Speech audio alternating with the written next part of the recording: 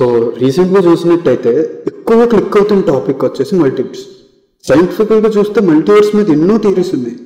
కానీ నాకు పర్టికులర్గా గుర్తొచ్చే విషయం ఏంటంటే, చిన్నప్పుడు లిటిల్ కృష్ణ అని కార్టూన్ ఉండేది.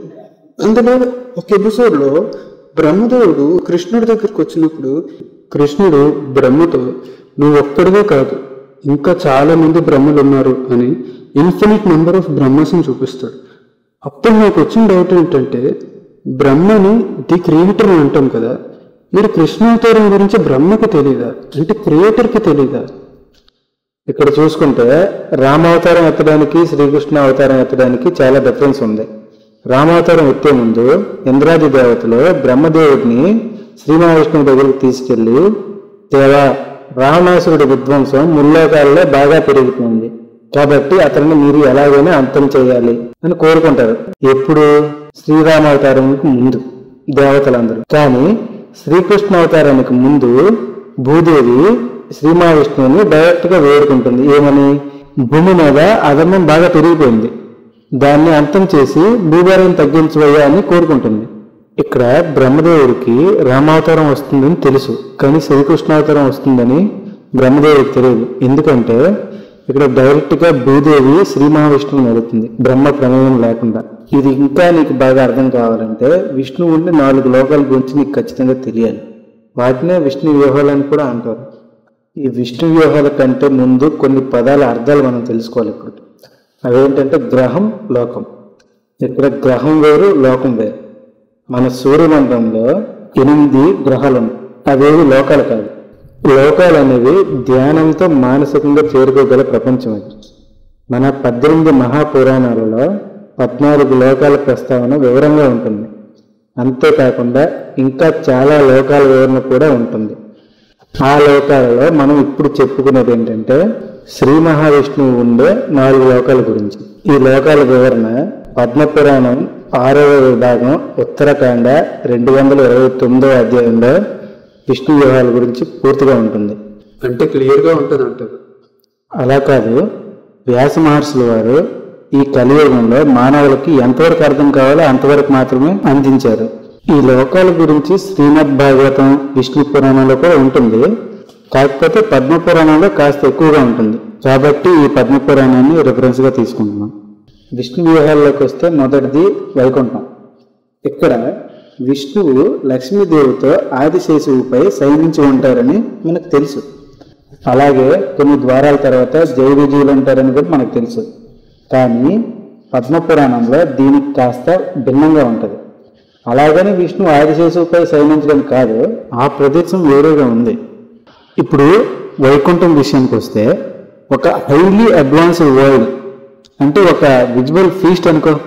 ఈవెన్ అక్కడ రామాయణంలో విశ్వకర్మ చేసిన పుష్పక విమానం, మౌర్య సృష్టించిన త్రిపురాలు లాంటి హైలీ అడ్వాన్స్డ్ టెక్నాలజీ అక్కడ చాలా రెగ్యులర్గా యూజ్ చేస్తుంటారు. వైకుంఠంలో దేవజయారామం అనే ఒక ప్లేస్ ఉంటుంది. దీనికి 4 ద్వారాలు, గోల్డ్తో తయారు చేసిన ఎత్తైన గోడలు కూడా ఉంటాయి.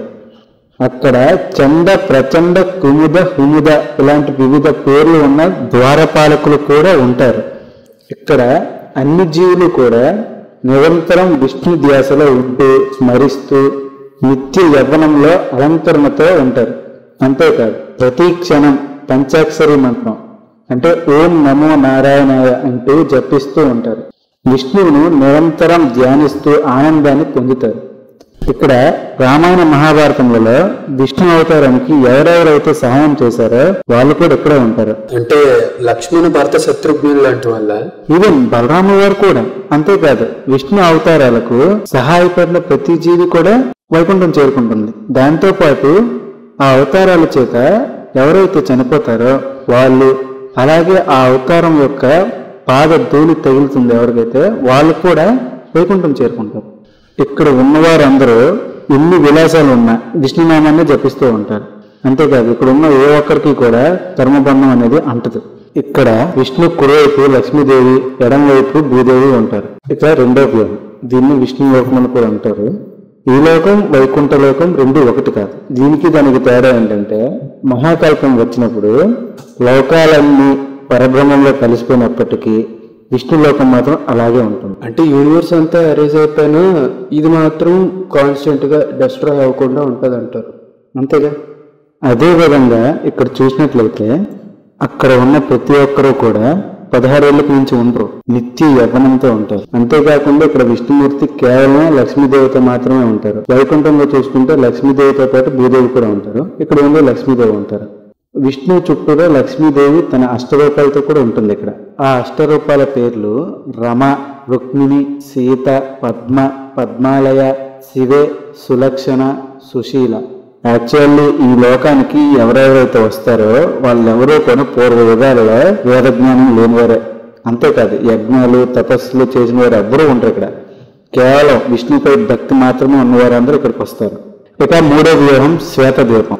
ఈ లోకం గర్భోదకం అనే ప్రదేశానికి ఉత్తర దిశలో ఉండే ఒక ద్వీపం. ధ్యానంలో కాలం గడిపే ప్రతి ఒక్కరు కూడా, అంటే మహర్షులు, ఋషులు ఇక్కడ ఉంటారు. శనక, సనంద, సనాతన సనత్ కుమారులు, పంచశిఖ వంటి వారు ఎంతో మంది ఈ లోకంలో వచ్చి ఉంటారు. ఈ ద్వీపంలో మోస్ట్ అడ్వాన్స్డ్ సివిలైజేషన్ కలిగిన ఒక సిటీ ఉంది, దాని పేరు ఐరావతి. ఇక్కడ విష్ణువు లక్ష్మీదేవితో పాటు ఉంటారు. లక్ష్మీదేవి విష్ణు ఎడం వైపు కూర్చొని ఉంటారు. అంతేకాకుండా విష్ణు చుట్టూరా కొన్ని శక్తి రూపాలు కూడా ఉంటాయి. వాటి పేర్లు ఏంటంటే ఈశ, వాష్య, మహాదేవి, జాహ్నవి, కమలాలయ, సావిత్రి, సర్వగ, పద్మ అనే పేరుతో ఉంటారు. వీరే కాకుండా శ్రద్ధ, మేధ, ధృతి, ప్రజ్ఞ, ధారణ, శాంతి, శృతి, స్మృతి, వృద్ధి, బుద్ధి, మనస్విని వీళ్ళందరూ లక్ష్మీదేవికి సేవ చేస్తూ ఉంటారు. గరుత్మంతుడు తెలుసు కదా, గరుడ దేవుడు. ఎస్, ఆయన విష్ణువుకి లక్ష్మీదేవికి ఇద్దరికి సేవ చేస్తూ ఉంటారు. అలాగే ఇక్కడున్న ప్రతి ఒక్కరు కూడా ఎల్లప్పుడూ విష్ణునామం జపిస్తూ ఉంటారు. ఇక 4వ వ్యూహం పాల సముద్రం. దీన్ని క్షీరసాగరం అని కూడా అంటారు. ఇక్కడున్న విష్ణువు నాటి నుంచే కమలం 14 లోకాల దూరం ప్రయాణించి సత్యలోకంలో విచ్చుకుంటుంది. విచ్చుకున్న కమలంలో బ్రహ్మ పుడతారు. అంటే బ్రహ్మ క్రియేటర్ కాదు, బ్రహ్మ క్రియేటర్. యూనివర్స్ లో ఉన్న ప్రతి జీవిని క్రియేట్ చేశారు.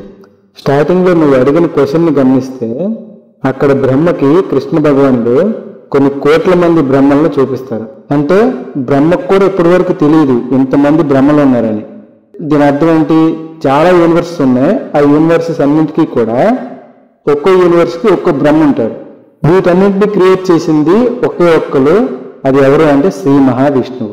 స్టార్టింగ్ లో చెప్పినట్లు భూమి మీద కానీ దేవతలకు కానీ ఏదైనా సమస్య వచ్చినా, అధర్మం పెరిగిపోయినా సరే డైరెక్ట్ గా క్షీరసాగరంలో ఉండే శ్రీ మహావిష్ణువు దగ్గరికి వచ్చి వాళ్ళ సమస్యని చెప్పుకుంటారు. ఇక్కడ మనం గమనించినట్లయితే ప్రతి ఇంటి దేవుడి గదిలో ఒక విష్ణుమూర్తి ఫోటో ఉంటుంది. ఆ ఫోటోలో లక్ష్మీదేవితో పాటు శ్రీ మహావిష్ణువు ఆదిశేషువుపై శయనించి ఉంటారు. ఆ ప్రాంతమే పాల సముద్రం. ఇక్కడ ఉన్న శ్రీ మహావిష్ణువు నాభి నుంచి వచ్చిన బ్రహ్మ నుంచే ద్వితీయ సృష్టికి బీజం పడుతుంది, అంటే సెకండరీ క్రియేషన్. సో బ్రహ్మదేవుడు క్రియేటరే, కానీ ప్రైమరీ క్రియేషన్ చేసేది మాత్రం శ్రీ మహావిష్ణువు. సెకండరీ క్రియేషన్ చేసేది బ్రహ్మదేవుడు. ఇక్కడ సెకండరీ క్రియేషన్ అంటే ఏంటి అని అనుకోవచ్చు. ఇందులో 14 లోకాలు ఉంటాయి. ఈ 14 లోకాలని క్రియేట్ చేసింది బ్రహ్మే.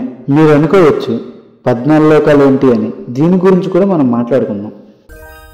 ఈ వీడియో మీకు నచ్చితే లైక్ చేయండి, కామెంట్ చేయండి, షేర్ చేయండి, అలానే సబ్స్క్రైబ్ కూడా చేసుకోండి.